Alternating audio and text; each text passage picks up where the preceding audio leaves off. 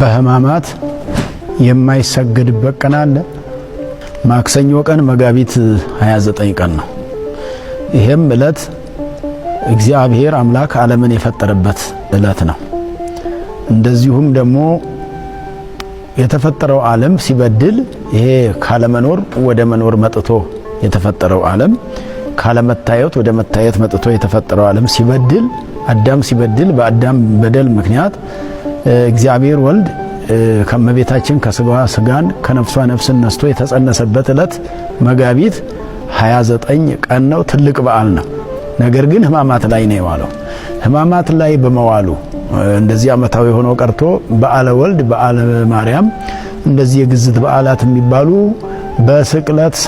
በስቅለት ቀን ወይንም በሰሙነ ህማማት በሚውሉበት ጊዜ የማይሰገድባቸው ቀኖች ተብሎ ይነገራል። አንዳንዴ እውነት ነው፣ ትውፊቱ ይኖራል።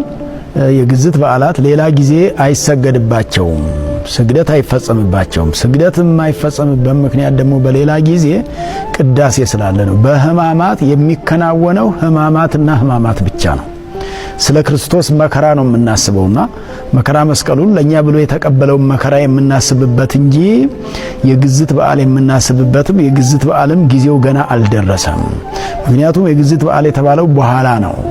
አሁን እሱ በተሰቀለበት ጊዜ በዓላቱ አልተከናወኑም፣ ስርዓቱ አልተሰራም። ሰለስቱ ምዕትም በዚህ በፍት መንፈሳዊ የተቀመጠውም ገና ያልተሰራበት ዘመን ወደ ኋላ ገና ክርስቶስ ዓመተ ፍዳ ዓመተ ኩነኔን እያሳለፈ ያለበት ዘመን ስለሆነ ህማማቱ ያስገኛቸው ናቸው በዓላቱ እንጂ ከህማማት በፊት የነበሩ ስላልነበሩ ህማማቱን ስናስብ የክርስቶስን መከራ መስቀሉን የተቀበለው መከራና ግርፋቱን፣ ውጣውረዱን፣ ረሃቡን፣ ጥማቱን፣ ርዛቱን፣ መደብደቡን፣ መገረፉን፣ መሰቀሉን የምናስብበት ስለሆነ በዓላቱን የምናስብበት ሰሞን አይደለምና ለምሳሌ ዘንድሮ አሁን መጋቢት 29 ቀን ይሰገዳል ማለት ነው።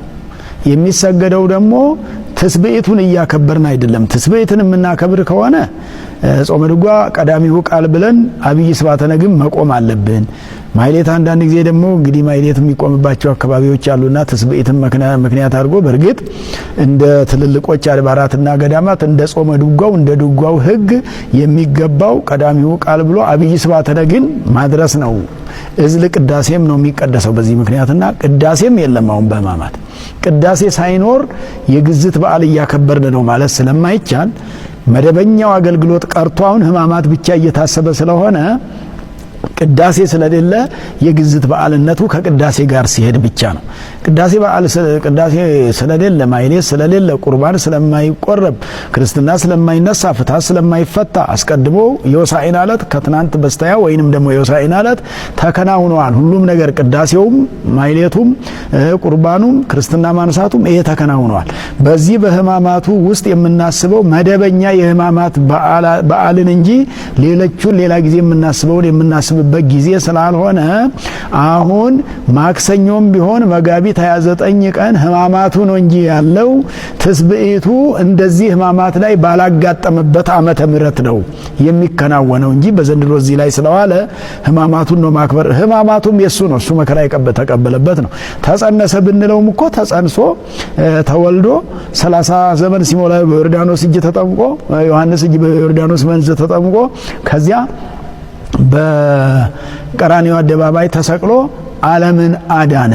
ስለዚህ ለስቅለቱ ነው የተወለደውም ለመሰቀል ነው። መወለድ ያስፈልገው፣ መጠመቅ ያስፈልገው፣ ማስተማር ያስፈልገው፣ ትንቢት አስቀድሞ ማስነገር ያስፈልገው ለስቅለቱ ነውና ስለዚህ መከራን ተቀብሎ እኛም ባያድነን ኖሮ በዓላቱንም አናገኛቸውም ነበርና በዓላቱ የተሰሩልን በህማማቱ ስለሆነ ይሰገዳል ለማለት ነው የምንሰግደው። ህማማቱም መከራውን አስበን ለኛ ብሎ መከራ ተቀብሏል ብለን ነው። በሰሞነ ህማማት የማንጸልያቸው የጸሎት አይነቶች የትኞቹ ናቸው? በህማማት ማማተብ ይቻላል ወይስ አይቻልም? መስቀል የማንሳለመው ለምንድን ነው? ክርስትና ማስነሳት ዝክር መዘከርስ የማንችለው ለምንድን ነው? ማማተብ ይቻላል ወይስ አይቻልም? መስቀል የማንሳለመው ለምንድን ነው? ሰሞነ ህማማት ወይም የህማማት ሰሞን በመጣ ጊዜ ብዙዎቻችሁ የምትጠይቁት ጥያቄ ነው። በዚህ ቪዲዮ ነግራችኋለሁ። ትምህርቱ ግን ለብዙ እህቶች ወንድሞች እንደሚጠቅማቸው እርግጠኛ ስለሆንኩ ሼር፣ ኮፒ ሊንክ በማድረግ ኮመንት ላይ ጸሎት እያላችሁ ጻፉልኝ።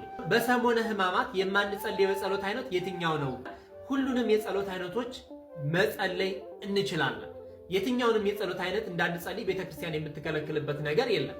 ነገር ግን በዚህ ሳምንት የክርስቶስ ሕማሙን፣ ሞቱን፣ ስቅላቱን፣ ግርፋቱን፣ መቸንከሩ፣ ወደ መቃብር መውረዱን የምናስብበት ሳምንት ስለሆነ በተለየ ስለዚህ የሚያወሱ የጸሎት አይነቶችን እንድንጸልይ ትመክረናለች፣ ታስተምረናለች።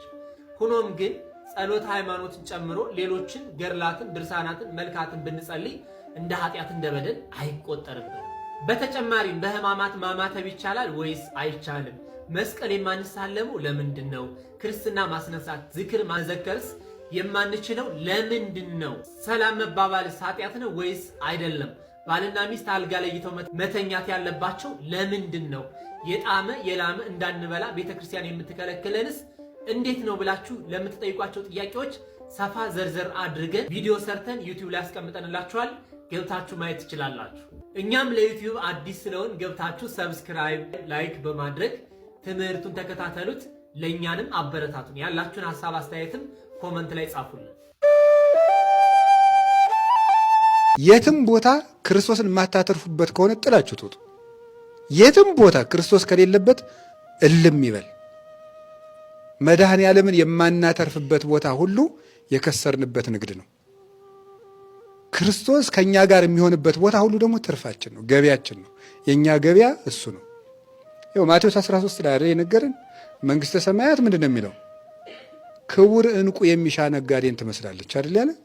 ያ ሰው ገንዘቡን ሁሉ ሽጦ ያችን ዕንቁ ገዛት ነው ያለ፣ ዋጋ ውድ የሆነችን። ስለዚህ ሰው ያለውን ነገር ሁሉ አውጥቶ ክርስቶስን ያተርፋል። ያ ዕንቁ ኢየሱስ ክርስቶስ ነው። ስለዚህ ሰው ክርስቶስን ያተርፋል። ሰርጉ ውስጥ ክርስቶስ ከሌለበት አትሄዱ። ምን ያደርጋል? ክርስቶስን ማናተርፍበት ገበያ ሁሉ ክስረታችን ነው። እንደሱ ነው። አንድ ክርስቲያን በቀን 41 ስግደት ለሊቀ ካህናት ኢየሱስ ክርስቶስ የጉልበት አስራት ያወጣል፣ ይሰግዳል ማለት ነው። 41 ስግደት ስራ ከሆነ ማንኛውም ክርስቲያን ይሰግዳል፣ የመድኃኔዓለምን ስቃዩን እያሰበ። የጸሎት አስራት አለ። በቀን መዝሙረ ዳዊትና ውዳሴ ማርያም ማንም ክርስቲያን ሳያደርስ መዋል የለበትም። ይህ ጸሎት አስራት ነው። የገንዘብ አስራት አለ። የገንዘብ አስራት ደግሞ ከ10 አንድ ነው። የንጽህና አስራት አለ። እግዚአብሔር ከዓይን አስራት ይቀበላል። ዓይን ንጹህ ሆኖ መዋል ማደር አለበት።